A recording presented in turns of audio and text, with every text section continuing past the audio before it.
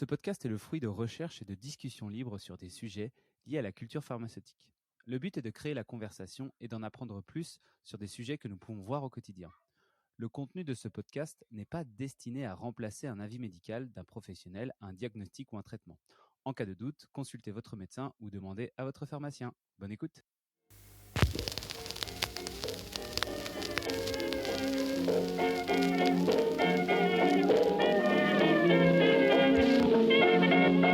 Les cahiers de vacances de l'Académie présentent les grandes découvertes de l'industrie pharmaceutique. Un podcast produit par l'Académie de la qualité efficace. Découvrez avec nous les découvertes qui ont révolutionné notre monde et qui façonneront notre futur.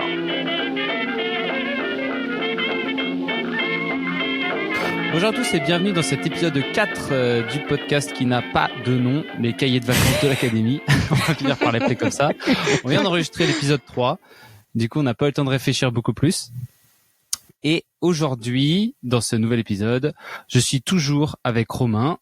Salut. Et Chloé. Salut. Pour vous présenter nos petites recherches sur les grandes découvertes de l'industrie pharmaceutique. Alors aujourd'hui, c'est moi qui vais donner un sujet. Donc mon sujet, c'était la théorie de la réceptivité des médicaments. Alors c'est assez intéressant parce que quand on tape ça sur Internet, on trouve pas énormément de trucs. Mais quand on sait, quand on regarde un peu. Mais ce oui, que ça t'es veut fort en recherche, Pam, c'est bien. Bah non. mais quand on voit de quoi ça parle, après en fait, c'est tout simplement c'est la pharmacologie, quoi. Donc dans cet épisode.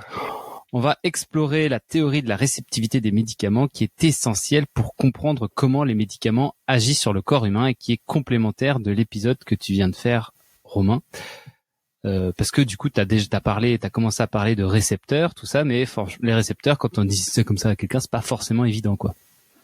Certes. Donc, comme je disais, c'est essentiellement donc la pharmacologie. Donc la pharmacologie, c'est la science qui étudie les mécanismes d'interaction entre une substance active et l'organisme, de façon à pouvoir ensuite les utiliser pour faire des médicaments ou améliorer des médicaments ou identifier des effets secondaires, etc. Parce que du coup, c'est exactement ce que tu as dit dans le dernier épisode sur les bêta-bloquants qui ont des effets bronchoconstricteurs, vasodilatateurs. Voilà, c'est tout ça, quoi. Enfin, parce que c'est c'est des récepteurs de la même famille, la molécule agit sur les deux et finalement, vous allez voir à travers le dossier qu'on va parler de vraiment l'essence de ce que c'est que la chimiothérapie. Je crois que c'est comme ça que ça s'appelle. Comment la chimie thérapeutique. Voilà, chimie thérapeutique, voilà. Bah, du coup, c'est mon sujet, ça. On va voir après. Non, mais je pense que... Bah oui. Ouais, de toute façon, ils sont tous les uns imbriqués dans les autres. Ouais, voilà. On verra où ça déborde, tu verras. Enfin, ça se trouve. Mais je vais pas parler de chimie thérapeutique. Bon, ça va. Donc la théorie de la réceptivité, ça repose sur le concept que les médicaments, ils exercent leurs effets en se liant à des récepteurs spécifiques dans les cellules. Et je vais axer le petit résumé du départ, parce que pour savoir comme le petit blabla au tout début, surtout sur la médecine occidentale, parce que, à mon avis, ça vaudrait le coup d'aller voir ce qui se passe du côté de la médecine orientale, parce que vous allez voir, mais le Moyen Âge, c'était pas ouf. Alors, je vais vous passer une bonne saignée de temps en temps. C'est ça. Je vais vous passer tout le blabla qui appartient probablement à Chloé, avec Hippocrate en moins 400, c'est pas les dieux qui nous rendent malades, Galien en 129, 129, donc c'est il y a plus de 2000 ans. Donc c'est des déséquilibres du corps. Et donc, vu que c'est pas un très grand anatomicien, c'est là où il a fait lui un peu les saignées, les purgatifs, les émétiques. Enfin bref, c'était joyeux, tu vois. En gros, un mec qui était malade, soit tu le saignais, soit tu le faisais vomir, soit tu le faisais faire caca. Voilà. Après, derrière Galien, t'as un énorme trou qui arrive juste direct au XVIe siècle, donc le Moyen Âge. Donc, voilà, gros trou en effet. Pas trop chercher. Et à partir après t'as un petit coup au XVIe siècle où c'est peut-être là que ça va empiéter très rapidement sur Chloé, où t'as Paracelse qui va qui va dire qu'en fait les déséquilibres du corps sont des déséquilibres chimiques et qu'il faut donc les traiter par de la chimie. Et lui, il fait le blockbuster de l'époque avec le traitement de la syphilis par le mercure, et tous les gros salas richoux de l'époque sont sur chaud. Et c'est lui qui entre dit la ch'touille et le mercure, ouais, ok. Voilà, ouais, tout le monde était chaud. Et c'est lui qui dit la phrase très célèbre: toutes les choses sont poison, rien n'est poison, seule la dose détermine ce qui n'est pas un poison. Et c'est là que commence à décrire les pharmacopées, qui sont des recueils de remèdes, etc. Et après, encore une fois, plus rien jusqu'au 19e siècle. Donc, c'est-à-dire, t'as pas mal de pharmacopées, des machins comme ça. Et donc, on arrive à Paul Ehrlich, un Allemand, bien évidemment. Enfin, Ehrlich, c'est pas parce que, voilà.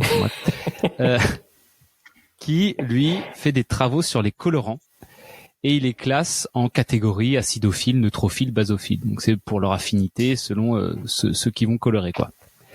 Et c'est lui qui va inventer le diagnostic à la tuberculose avec la coloration à la fuchsine sur le bacille de corps. Donc pour tous ceux qui ont fait de la microbio, c'est une petite star. Hein. Enfin, je suis pas sûr que tout le monde le connaît, mais en tout cas, la coloration à la fuchsine sur le bacille de corps, c'est classe. Gros banger, quoi. Voilà. Et en 1887, il va s'intéresser par la suite aux problèmes d'immunité et donc c'est lui qui va, alors ça c'est un truc de ouf, qui va développer la théorie de la réponse immunitaire qui est centrée sur l'interaction entre antigènes et anticorps, quoi. Donc Comas, il pose ça là, et donc ça met au point, et donc en plus de ça, il standardise un petit peu la production de sérum antidiphtérique. Donc direct, enfin, et là donc il reçoit pour ses travaux sur l'immunité un prix Nobel en 1908. Donc déjà pour penser à partir de rien, pour établir comme ça la théorie, enfin le principe d'interaction antigène-anticorps, c'est quand même balèze. Et donc c'est lui qui formule la théorie des récepteurs spécifiques. Donc qui postule que les substances chimiques peuvent se lier à des récepteurs spécifiques sur les cellules pour produire des effets biologiques. Donc ça, c'est la base de la pharmacologie et de la théorie des récepteurs. Et donc, il l'a découvert en travaillant chez Bayer sur l'arsphénamine ou le 606, qui est efficace contre la syphilis. Ah, bah oui. Ah, s'il n'y avait pas eu la syphilis, on n'aurait jamais rien trouvé, en fait. Et donc c'est lui qui est considéré comme le père, de la chimiothérapeutique moderne. J'en parle aussi. Très bien. Oh, j'ai une dose alors. Et donc à partir de là, il y a plein de découvertes qui se font grâce à l'aide des différents récepteurs membranaires et de leurs effets physiologiques. Donc là, ça a un impact absolument majeur, comme tu le disais Romain, surtout en cardiologie, où on va jouer vachement avec ça pour traiter, pour les récepteurs alpha, bêta adrénergiques, bêta bloquants, etc. Donc avec James Black, comme tu l'as dit, qui a eu son prix Nobel en 88. James Black, il a pas fait que ça. Il a aussi déterminé qu'il avait deux sortes de récepteurs histaminiques, donc les H1 impliqués dans les phénomènes allergiques, que tu connais bien Romain. Yes, mon sauveur. Les récepteurs H2 impliqués dans la sécrétion d'acide de l'estomac, on en reparlera juste après. Donc eux qui vont plus être dans les ulcères, quoi. Après ça, on a d'autres mecs comme Robert Lefkowitz et Brian Kobilka, qui eux sont des chercheurs américains qui ont aussi eu un prix Nobel en chimie en 2012. Donc c'est c'est assez récent, hein, quand même, l'air de rien. Oui.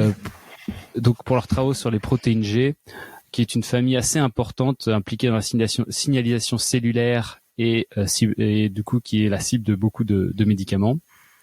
Et il y a Nina Simond, donc qui est une pharmacologue britannique qui elle a joué un rôle majeur dans la compréhension des récepteurs nicotiniques et qui a développé des médicaments anticholestérésiques utilisés dans le traitement de l'Alzheimer.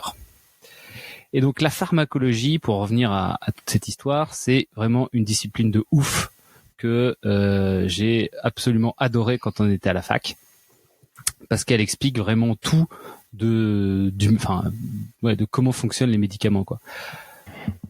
Donc pour vous faire un peu rentrer dans le vif du sujet, donc en fait sur une cellule, sur toutes les cellules des différents organes, il va y avoir des récepteurs spécifiques. Donc tous les organes, comme on l'a vu avec Romain, hein, tous les organes n'ont pas forcément les mêmes récepteurs. Et donc ces récepteurs, ils sont utilisés naturellement par le corps pour le faire fonctionner, si tu veux. Et donc l'idée, c'est qu'on peut fabriquer des molécules qui vont aller agir sur ces récepteurs pour les activer, par exemple les agonistes. Donc c'est comme ça qu'on appelle des molécules qui vont aller activer des récepteurs. Et donc par exemple, on a dans le cerveau des récepteurs GABA-A, qui sont des récepteurs qui vont aller répondre aux neurotransmetteurs inhibiteurs, la GABA, donc c'est l'acide gamma-aminobutyrique. Et lorsque la GABA se lie au récepteur GABA-A, les neurones sont moins susceptibles de s'activer.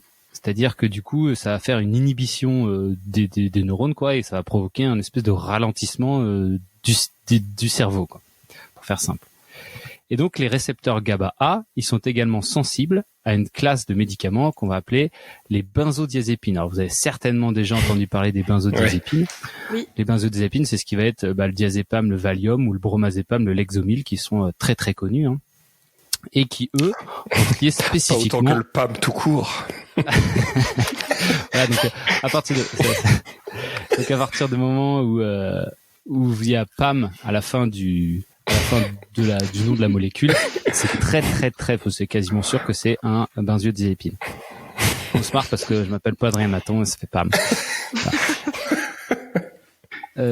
Et donc quand le benzo se lie avec les récepteurs GABA-A, boum, effet anxiolytique, sédatif, anticonvulsivant. Paf. Tu vois, c'est ça qui explique en gros comment on peut faire pour stimuler des récepteurs, mais ça s'arrête pas là parce qu'on peut aussi inhiber des récepteurs. Et c'est ce que tu en as un peu parlé aussi, Romain.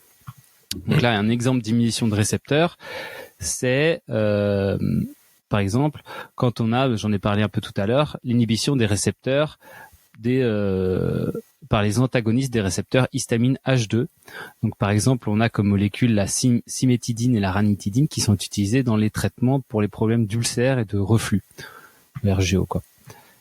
Et donc l'histidine, c'est un neurotransmetteur qui se lie à des récepteurs H2 qui sont situés dans l'estomac et qui eux vont stimuler la production d'acide gastrique. Donc quand il y a les H2 qui arrivent, l'estomac, blablabla, il envoie l'acide gastrique, quoi. Et donc les antagonistes des récepteurs H2, donc ils vont aller se lier aux récepteurs H2 mais sans provoquer l'effet, donc ils vont juste les bloquer mais sans activer l'effet qu'il y a derrière, ce qui fait qu'ils vont empêcher l'histamine d'aller se foutre sur les récepteurs et du coup plus de sécrétion d'acide gastrique. Et ça du coup ça permet de réduire donc les symptômes d'ulcère ou de traiter par exemple le RGO, enfin le reflux gastro-œsophagien. Et dernier truc marrant que du coup je me souviens dans le cours de pharmacologie, le prof nous parlait de ça à la fac, je trouvais ça absolument incroyable. C'est avec un truc vous pourrez faire les malins comme ça pendant un moment. C'est les substances donc c'est-à-dire que les substances elles vont pouvoir se fixer au récepteur avec plus ou moins d'affinité. Donc c'est-à-dire qu'il va y avoir des substances qui vont se fixer sur les récepteurs mais d'autres qui vont aller vachement plus facilement sur ces récepteurs. Et donc, si tu veux, là, il va y avoir un truc trop cool, c'est avec l'héroïne ou la morphine et la naloxone. Donc la morphine c'est un puissant analgésique, vous savez tous, hein, qui est dérivé de l'opium, et l'héroïne c'est la drogue un peu, la drogue de la rue, hein, qui a dérivé de la morphine. Et si tu veux, ils agissent quand ils sont libérés, ils vont se fixer sur des récepteurs spécifiques, donc appelés les récepteurs opioïdes. Et donc, lorsque la morphine et l'héroïne se fixent sur des récepteurs, elles bloquent la transmission des signaux douloureux et du coup, pareil, elles font une espèce de sensation de bien-être, quoi. Et t'as la naloxone qui, en revanche, est un médicament qui va bloquer les effets de la morphine et des autres opioïdes en se liant au même récepteur opioïde, mais avec une affinité colossale. Genre, c'est une affinité énorme, quoi. Donc, si tu veux, quand le mec, qui est en train de faire qu'on appelle ça Merde, comment on appelle quand on a trop pris? Une overdose. Overdose, oui. Voilà. Quand les gars ils sont en train de faire des overdoses, t'arrives avec une seringue de naloxone, tu mets ça, et là, donc toutes les molécules de naloxone vont aller se fixer sur les récepteurs, vont dégager la morphine des récepteurs, et le gars, comme un seul homme, il va se lever en disant, oh, qu'est-ce qui se passe? Mais par contre, trop pris, gros. vu que ça a une durée de vie très faible, bah du coup ça va se faire dégrader très vite et il faut le réinjecter régulièrement pour restaurer, parce que du coup le problème de la morphine, c'est que ça va tellement dépresser le cerveau que ça va finir par un arrêt respiratoire. Et du coup, quand il y en a trop dans le système, bah du coup la naloxone, elle est dégagée et la morphine revient se fixer et tu retombes un peu dans ton overdose, quoi. Donc il faut faire des injections régulières. Quoi. Voilà, bah en gros, c'est le temps d'aller à l'hôpital, quoi, après de ventiler. Mais bon, la naloxone, en tout cas, c'est utilisé comme un antidote d'urgence, tu vois, pour inverser les effets de surdose des opioïdes. Donc c'est ce qu'on appelle un agoniste compétitif. Donc voilà un petit tour rapide de ce que c'est que la pharmacologie et de la théorie des récepteurs et tout ce que ça a pu apporter. Donc on voit quand même que c'est incroyablement vaste et profond, quoi. Et c'est vraiment un truc qu'on apprend, en tout cas dans les études de pharmacie, qu'on apprend en long et en large pendant des années, quoi. Voilà. Je sais pas si j'espère que vous avez appris quelque chose. En tout cas, moi j'ai trop kiffé ce sujet. Oui, je vais aller me procurer de la naloxone. Ça sert à rien tout seul. Au cas où. Au cas où.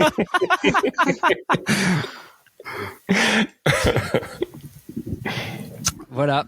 Bon, bah écoute, super. Est-ce que vous avez des questions sur le sujet? Bah non, c'était clair, hein. Après, tu as un peu empiété aussi sur mon sujet, mais ça va.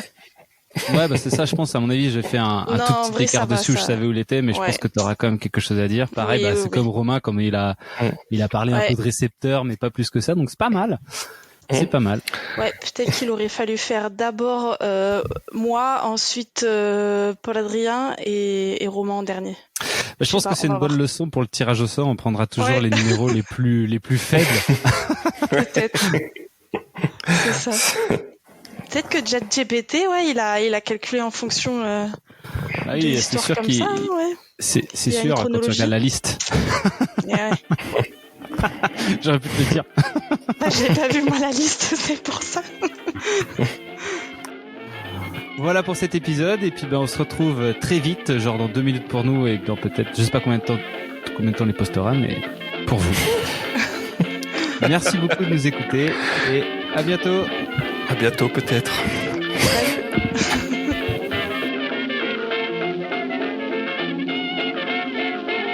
C'était les grandes découvertes de l'industrie pharmaceutique.